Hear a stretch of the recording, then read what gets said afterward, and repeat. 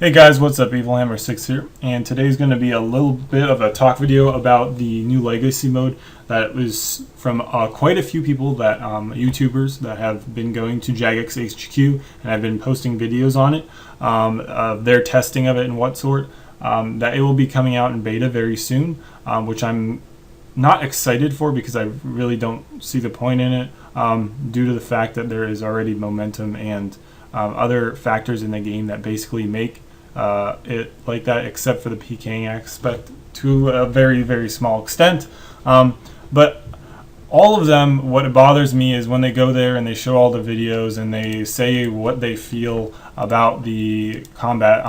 A lot of people in game currently, at least now, in the EOC, you find a lot more people that do PVMing and bossing. Not really a lot of people doing PKing, obviously due to the fact that the EOC isn't that great for it. But what bothers me is none of the people that I've watched so far on YouTube, if someone would like to point me to a video that has video coverage or talking over of them bossing, doing a high level boss that needs EOC abilities and how they have integrated that with it, I'd be very interested to see that, because I highly doubt any plausible way for them to be able to make Legacy mode versus Calfight King or versus Virago. There's certain aspects to each of those bosses that require EOC abilities, and currently with back in 2000, what was that? I believe 12, when they changed over and they just had the auto attack. There was no such thing as being able to provoke something. So I don't understand how they're going to coincide that to allow bossing and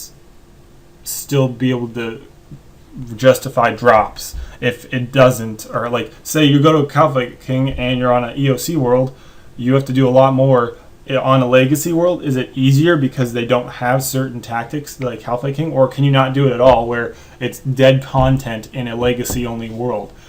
That I don't find any use for, because it's like dead content in one, or it's going to unbalance. In my mind, there's no way to balance those two things. So that kind of bothers me. Another big thing is everyone is like, oh yay, it's coming back. We get all our old life points, and it basically is like you're playing pre-EOC.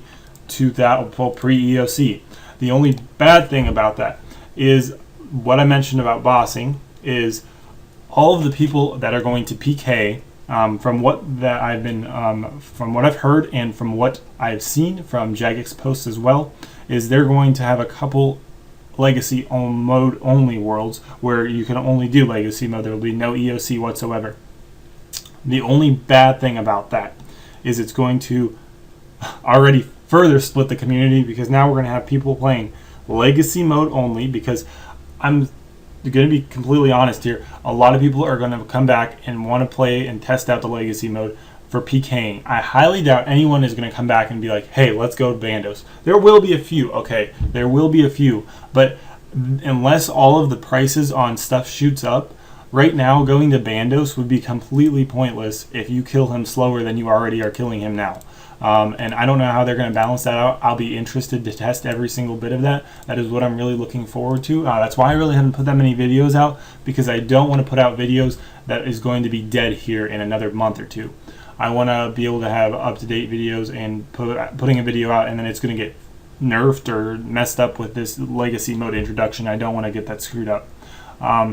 But it's going to further split the community, because you're going to have people playing Legacy mode only worlds, PvPing, I guarantee it. You're going to have people that are doing high-level bosses and that still want to make a decent amount of money. They're more in it for money, or just I find the EOC more entertaining. And they're going to have people like that sticking to EOC worlds, because you're not going to be able to go to in my mind, there's no feasible way to go to Calfight King on Legacy mode. And if they make that, I'm going to be really pissed, because that really destroys the EOC to the highest extent.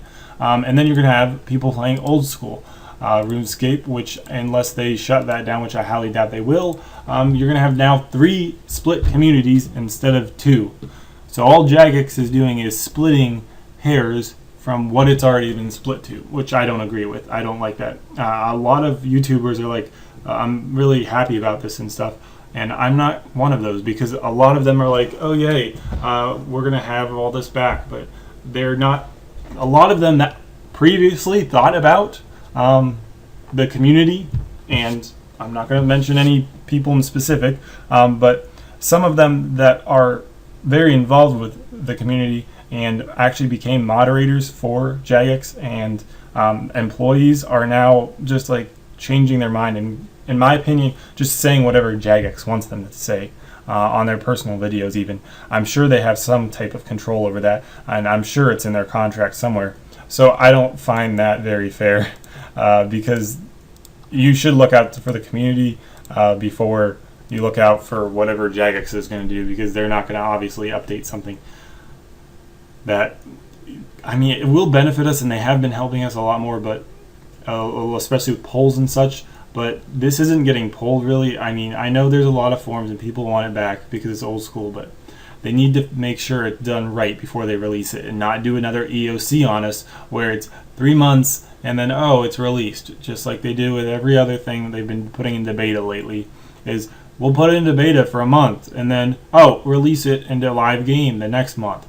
No, that's the dumbest thing in the world. You need more people to test it. They need to have more of a benefit for in-game. I don't know, last time they did it, they had us log into the beta, and they gave us live game items and experience lamps and stuff. They need to offer that same sort of thing so they can get more people out of the live game and into that beta. That way they have good feedback from a lot of people, and I encourage everyone to get into that beta and test out a lot of things. I'm going to be doing it, and I'll be posting videos on everything that I do. So I hope you guys want to see that kind of stuff, because that's what I'm going to be doing a lot of when it comes out in beta, because that is what I'm interested in, and that is what I'm going to be producing until it goes into live game and I can have actual guides for things, because I'm not going to make guides, as I said, for things that are going to be potentially dead or change content here in a couple months. So that's kind of the end of my rant rave. Sorry if it was long. I'll see you guys later. Bye.